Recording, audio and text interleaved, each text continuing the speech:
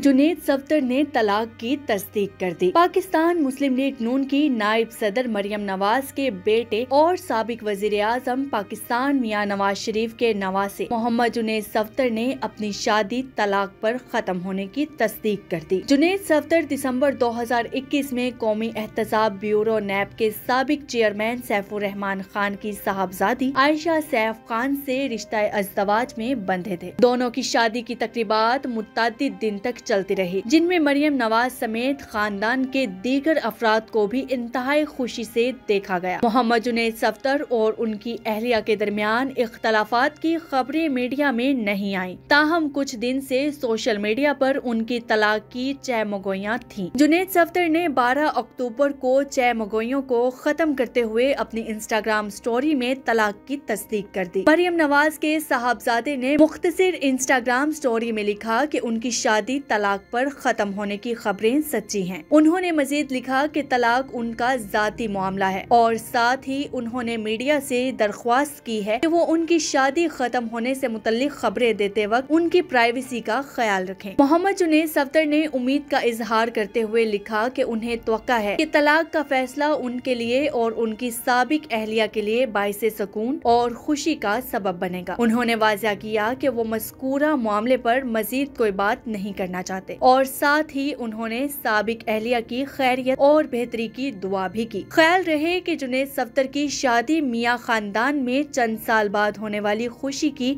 बड़ी तकरीब थी। इससे कबल मरियम नवाज की साहबजादी मेहरुल निसा सफ्दर की शादी 2015 में हुई थी।